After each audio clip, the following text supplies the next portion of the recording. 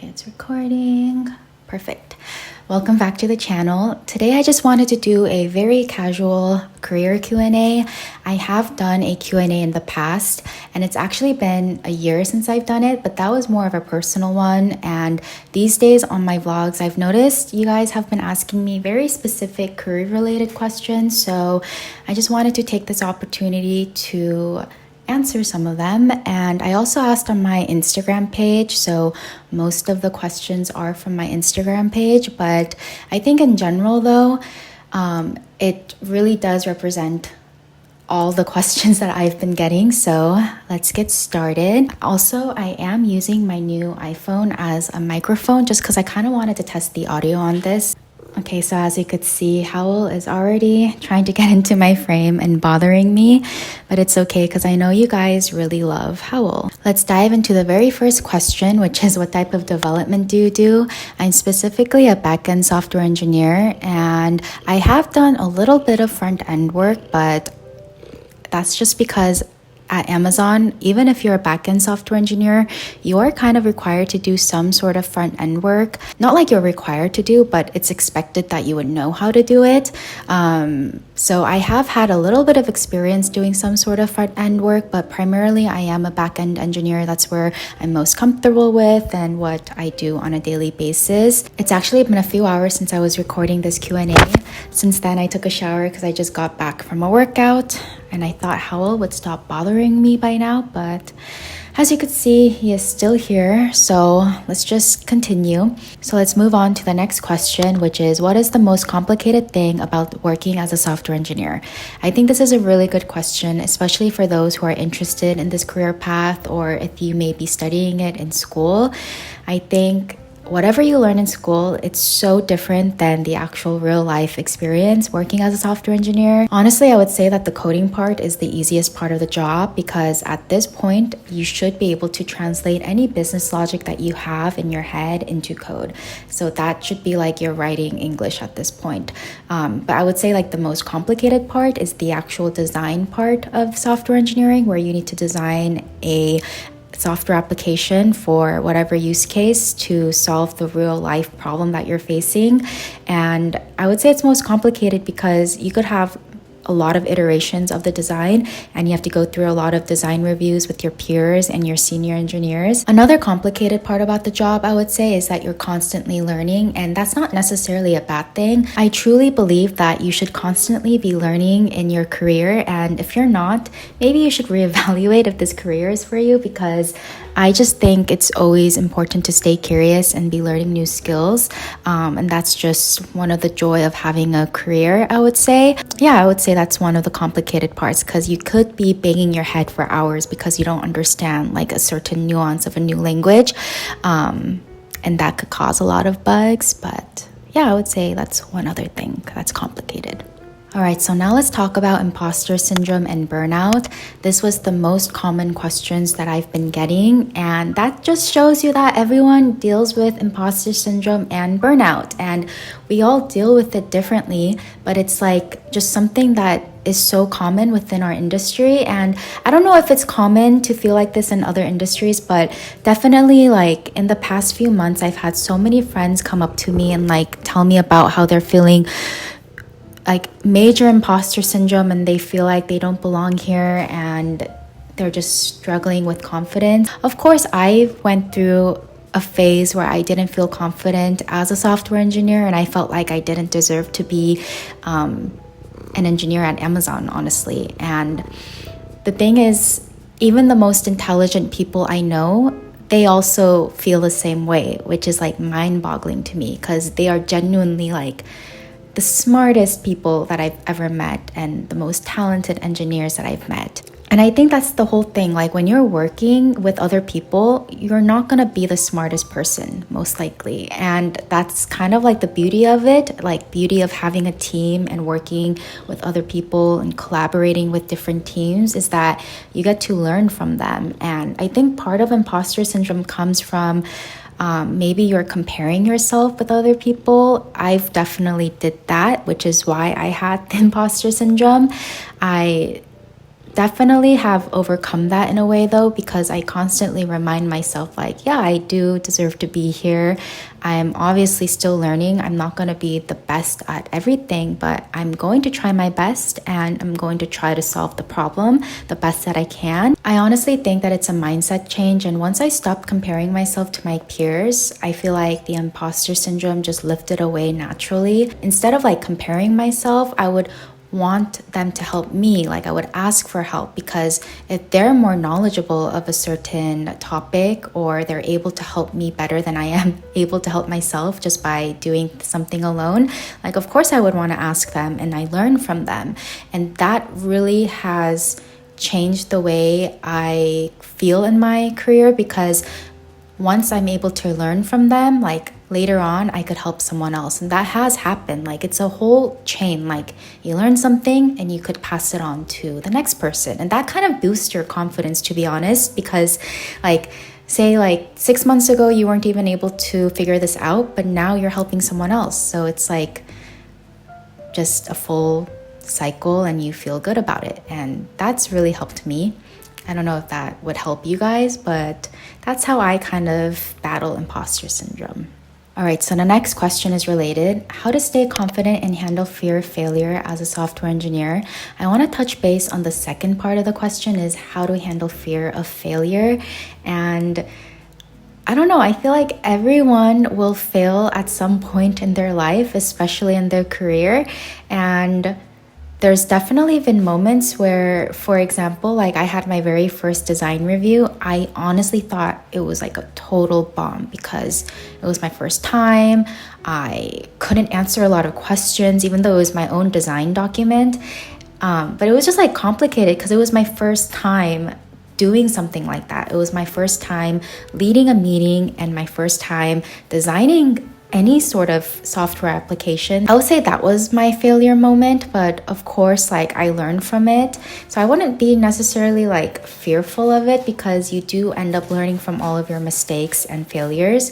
If anything, if you do have that fear of like, oh my gosh, I'm not going to be able to complete this by a certain date, and honestly, like you just need to ask for help. Like, don't be afraid to ask for help, because this is like a camaraderie. You're building something with an entire team and everyone is gonna be there to help you. I honestly don't know how I would have survived my corporate life without my teammates, because just like having someone next to you discussing something because you're not fully understanding it, like that's a huge help in the corporate world. So yeah, that's how I handle my fear of failure, which is just try to understand everything as possible. And if I can't understand it, then I go to the person who can help me understand it better.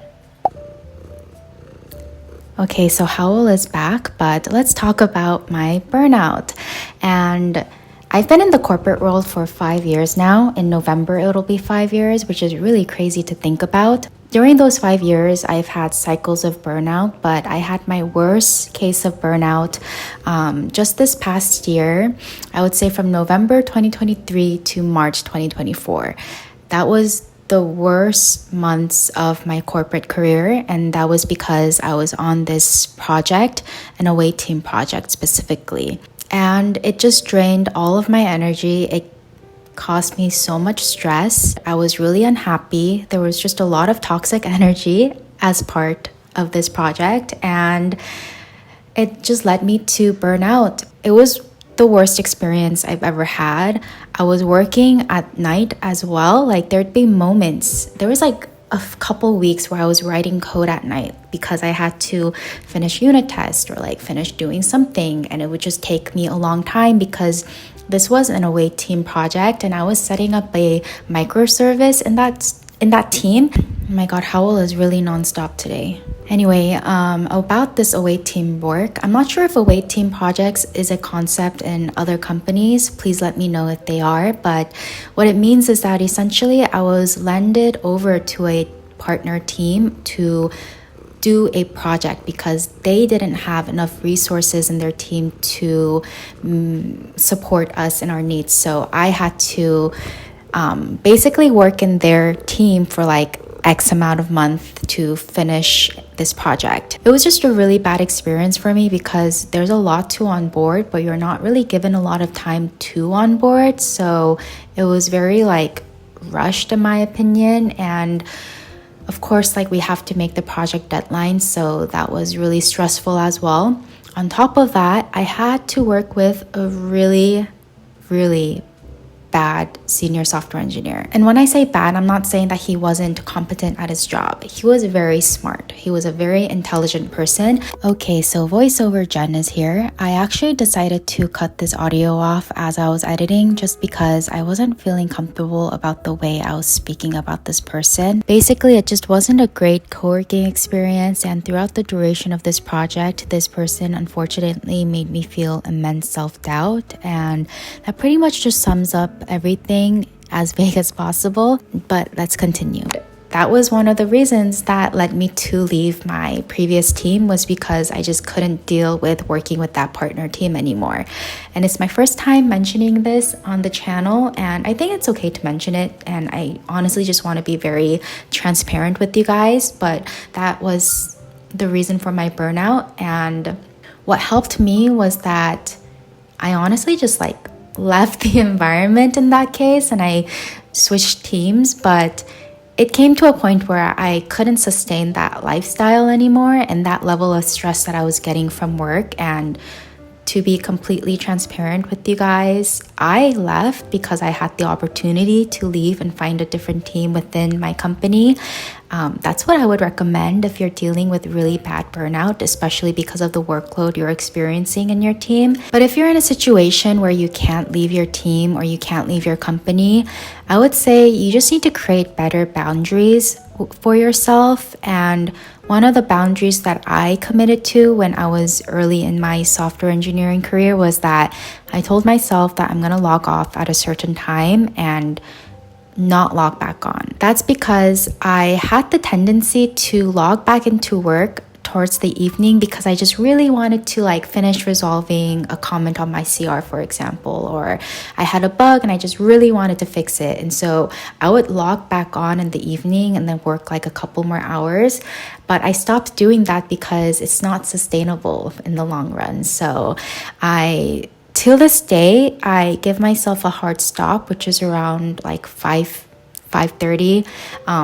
It'll be later if I have to be, but I really protect my peace and my time with work with a workout. It's just a hard stop for me. I need to get to my workout, so that's what I prioritize once it's time to log off of work.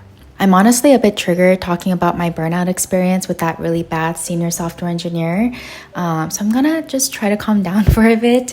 Till this day, I get so stressed and triggered when I talk about it or even think about it, just because it was that much of a bad experience for me. But anyway, let's just move on because I don't want to talk about it. He's not worth talking about it. But it kind of relates to one of the other common question I had, which is how to handle people who are rude to you in the corporate world. You came to the right person, whoever asked this, because I had to deal with so much rudeness in my 5-year career. And it's ridiculous how rude people could be in the corporate world. To be honest, I cried a lot whenever I was dealing with rude people, and thankfully everything was, remote. So I was able to cry behind my laptop and in the protection of my own home. I'm just being completely transparent with you guys because that's what I want this casual talk to be about. But I've honestly cried a lot, and